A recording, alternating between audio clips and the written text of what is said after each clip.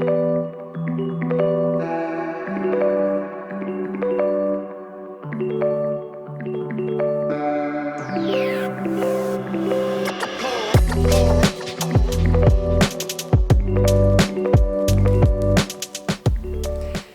everyone, this is Jennifer Beamer, owner-operator of ExpertlyDyed Art by Science, and this is the daily vlog, episode number 57, and today I wanted to share something quick.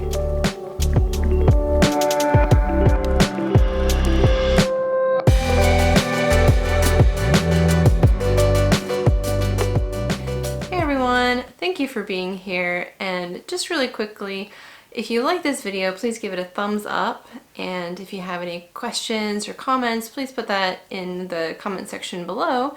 If you're new here, thank you for joining me in this video, and I have loads of other videos that you can see on my YouTube channel. And if you like what I do, please consider subscribing to my channel. And if you want to support me by getting some yarn or some fiber, I do have a shop called ExpertlyDyed.com. The quick batt idea, I think, kind of fits into this niche where maybe you want to spin something, but because you're a beginner, that you don't have to worry about gauge so much. You just want to spin something that's not just plain white, and you know, knit with it, crochet with it, weave with it, or whatever. So I thought if I did something that was very beginner friendly, where it was just here's something pretty, go off, make something, and sort of get into the whole range of fiber crafts, because it's not just a hand-dyed combed top that you would have available. You could also use batts, and batts tend to be more expensive, generally speaking, because there's a lot more effort going into creating them, and the kinds of fibers that go into them tend to be of the more pricey sort. And so if you are like me, a hand dyer, I often process from the raw fleece. I dye everything and then I card it, and then I take the carded colors and then produce batts from them.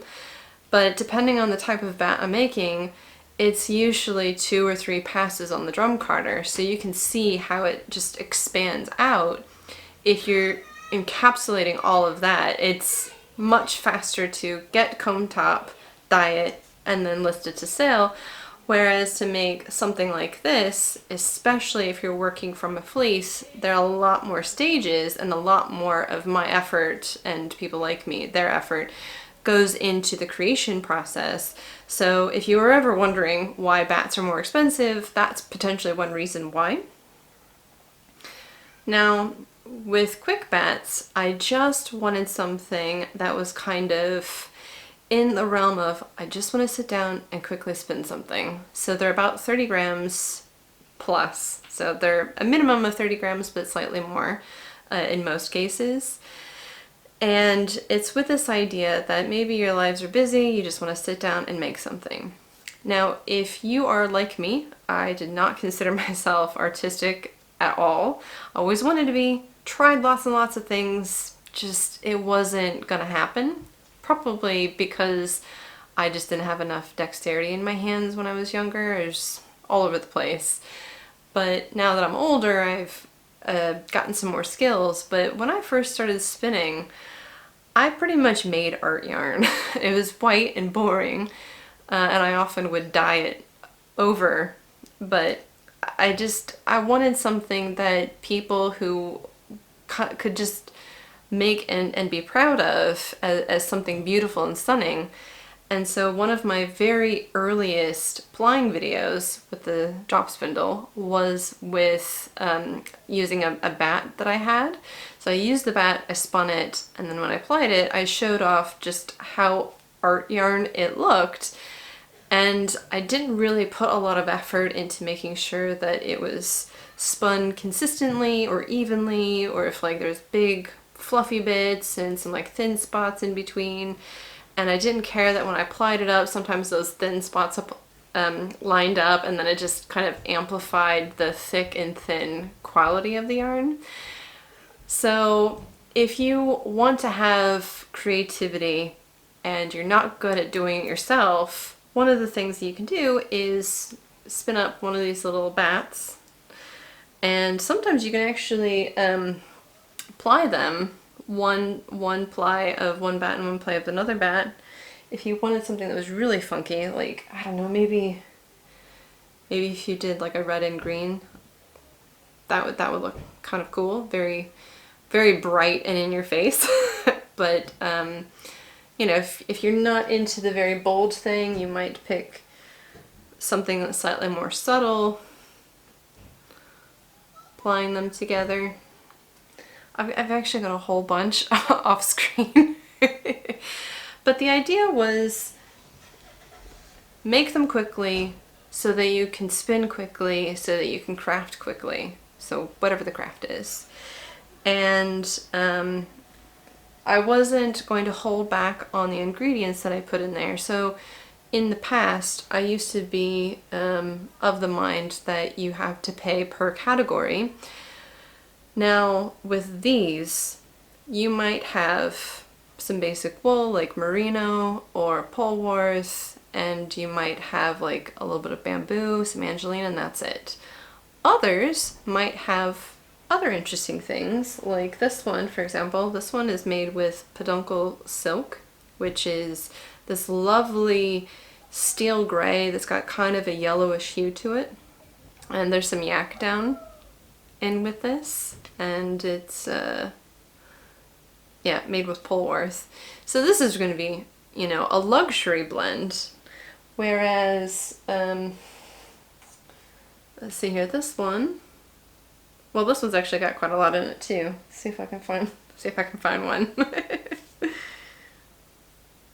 Yeah, so this one is merino Portland. This one has pearl fiber in it, some silk noil and Firestar. So comparatively speaking, this is going to have less luxury fibers, but they're all being sold for the same price, which will allow you to do a lot of experimentation and mixing and matching, and kind of getting a sense of what it's like to spin a batt, the different types of batts, because I've tried to vary them a lot, where some of them are more smooth and some of them are with different types of fibers, not just, you know, merino. I've tried to give you a lot of interesting color combinations. So this one has purple on the bottom, and then there's yellow, and there's red, and there's black, and there's pink, and there's, I think, some hot pink, and there's lots of interesting colors in this one. You know, and this one that I showed it a couple of times already, this one is just mainly blue. So if you want to just, you know, throw caution to the wind, there's some batts there available to you. If you're more into texture but less so on the color, you know, something like this might be good for you. If you want to like mix and match, like this, like these two might go really well together because there's a lot of red in this one. Yeah, this is making sense, right?